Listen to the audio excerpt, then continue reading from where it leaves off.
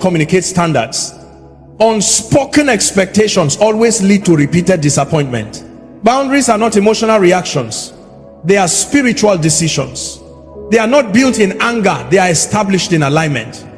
When you finally decide what is acceptable and what is not, your life becomes easier, not harder. Chaos reduces when clarity increases. Many people are uncomfortable around boundaries because boundaries expose intentions. Those who benefit from your lack of limits will resist when limits appear.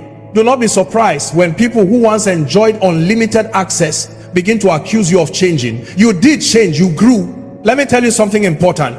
Boundaries do not push the right people away. They protect the right people and filter out the wrong ones. Anyone who truly values you will adjust to your standards. Anyone who refuses to adjust was never assigned to stay. When you don't set boundaries, you teach people that disrespect has no consequences. And where there are no consequences, behavior never changes. People repeat what you allow. Patterns form where limits are absent. Many girls are emotionally exhausted, not because life is hard, but because everyone has access to them. You carry burdens you were never meant to carry. You listen to voices you were never meant to entertain. You explain yourself to people who have no authority to define you. Boundaries restore dignity. They return honor to your time, your words, your presence. When you begin to say no without guilt, something powerful happens in your spirit. Your yes becomes meaningful again. Your presence becomes intentional again. Your peace returns. This is not about becoming cold or distant. This is about becoming ordered. Love without boundaries is chaos. Kindness without wisdom is vulnerability without defense. God is loving, yet he is holy. He is gracious, yet he is just. Even mercy has rules. You must stop feeling guilty for protecting what God entrusted to you. Your heart is not a public space. Your emotions are not a charity. Your destiny is not a playground for careless people. When you honor your boundaries, people are forced to honor you, and those who cannot will quietly remove themselves from your life. Let me draw your attention to a truth many ignore. Honor is sustained, not demanded. It is built daily by the way you carry yourself, the way you speak, the way you decide, and the way you discipline your life. Identity gives you value, but posture determines how that value is treated. Many people know who they are, but very few know how to stand in who they are. Posture is not arrogance, and it is not silence. Posture is intentional conduct. It is the quiet confidence that comes from self-governance. When a woman lacks discipline, even if she has great potential, her life leaks authority. Discipline seals authority.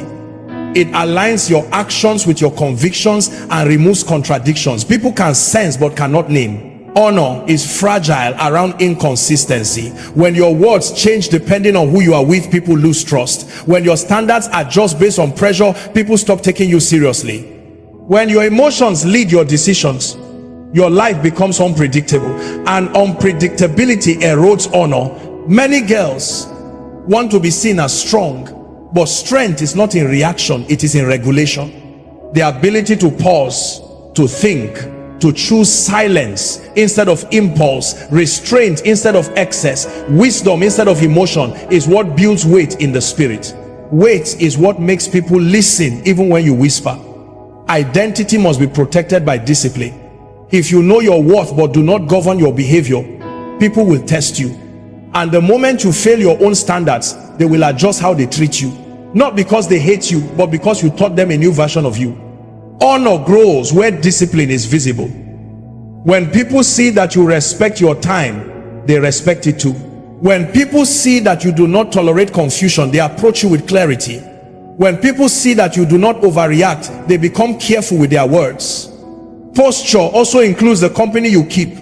You cannot sit with disorder and expect honor to follow you. Atmosphere shape perception. When you remain around chaos, chaos begins to define you. Sometimes disrespect is not about you, it is about the environment you keep allowing yourself to remain in. Discipline is the ability to delay expression. Not every emotion deserves a voice. Not every thought deserves expression. Wisdom filters before it speaks. Mature people are not those who feel less, but those who are ruled less by what they feel. Honor responds to consistency over time. People watch patterns, not promises. They observe how you handle pressure, correction, misunderstanding, and success. Over time, Your response is teach them how to regard you. Some of you are too available, too reactive, too expressive, and too open, and you wonder why people do not handle you with care. Carelessness invites carelessness. Order invites honor. When your life is structured, people become structured around you. Self-governance is the highest form of authority, when you can control your words, your emotions, and removes contradiction.